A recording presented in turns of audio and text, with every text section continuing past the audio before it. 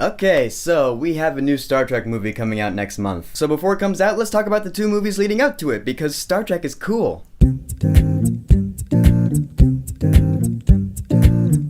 Star Trek, da da da da da. Love that theme, man. So Star Trek is directed by J.J. Abrams. This is the origin story of how James Tiberius Kirk, played by Chris Pine, became the captain of the USS Enterprise. Basically, it is the origin of everything you know Star Trek to be, but with a couple of twists and turns in there that I'll explain later. Now, in my lifetime, I was never much of a Trekkie. I'm just not. I didn't grow up with the original series or anything, but I saw the new movies and I really like them. I love the new movies, like, a lot. I've seen Wrath of Khan, of course, and I've seen a couple episodes of the original series. I'm actually watching the entire original series right now on Netflix. I'm not a hardcore fan like Sheldon Cooper from Big Bang Theory or anything like that, and I'm pretty sure I never will be. But I do think Star Trek is pretty freaking cool because it's a really classic epitome of sci-fi, just like Star Wars is. So when this reboot of sorts of Star Trek came out back in 2009, I went to go see it, and at the time I was like, okay, this is a really cool film, but I didn't really watch it again. I just saw it the one time and that was it. I probably should have watched it more times because this movie is really good. So like I said, we have James Kirk, played by Chris Pine. Right now, he really has no goals. He's kind of aimless. He's just kind of running around bars. He is kind of like a Han Solo-ish kind of guy. But then he's approached by Christopher Pike, who is the current captain of the USS Enterprise from Starfleet, which is like the peacekeeping armada of the future. So he's like, hey, Jim Kirk, enlist in Starfleet. Meanwhile, we have Mr. Spock, played here by Zachary Quinto. And this film really made Spock like my favorite character in all of Star Trek. This guy is so cool. He really nails the role of being a Vulcan. Vulcans, in case you don't know, are supposed to really showcase no emotion at all whatsoever. They're only supposed to think logically. But Spock is half Vulcan, half human. So he can choose to show no emotions, but deep down he has all the same emotions that humans have. Just makes him a more three-dimensional character. I love that. And you have Nyota Uhura, played here by Zoe Saldana. This is one of the three films that really made her the queen of sci-fi. The other two being Avatar and Guardians of the Galaxy. And she's really good too, and when Kirk first meets her, she's Zoe Saldana, so he wants to hit that. But she ends up forming this romance with Spock, and I imagine that hardcore fans must have been like, wait a minute, that wasn't in the original series or any of the movies or anything. Or at least it wasn't prominent. And this is where the twists and turns come in. We have our villain of the movie, Nero. He's a Romulan from the distant future. He came back in time, and he's drilling holes in planets and creating black holes. But the main gist of it is, and this is actually entering spoiler territory, so if you've not seen this film yet,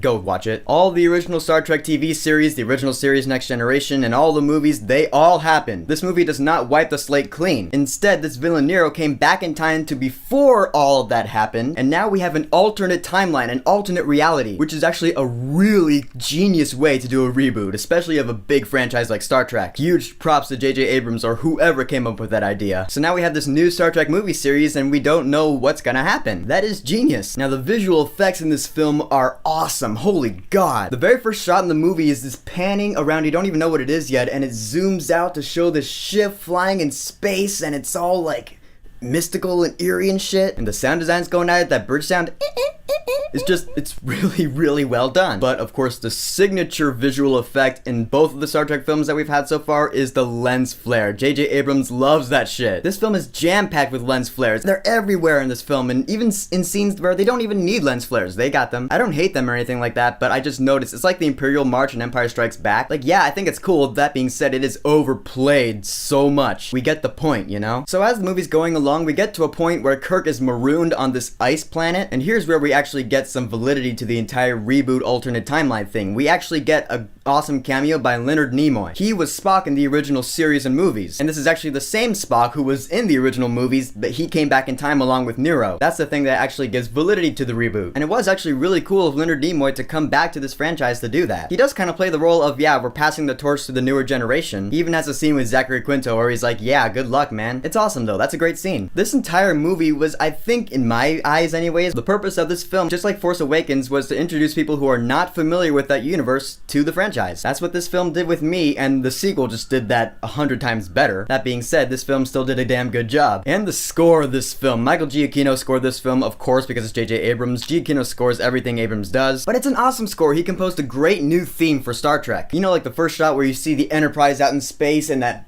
big main themes going on with the choir and everything. That was Giacchino pretty much going, yeah, out of the way, this is the new theme for Star Trek. This is what you're going to be hearing from now on. Now, of course, I brought the original classic theme from the TV series back for the credits, but the new theme is actually incorporated into the old theme in a really cool way. In the end, Star Trek is a fantastic sci-fi film. It's one of the best reboots out there, and it completely succeeded in its job to introduce newcomers to the world of Star Trek. Like I said, I am now watching the original series. So Star Trek, have you seen it? Have you watched it recently? How does it rank among all the Star Trek movies for you? Whatever you think, go ahead and leave a comment. And don't forget to subscribe.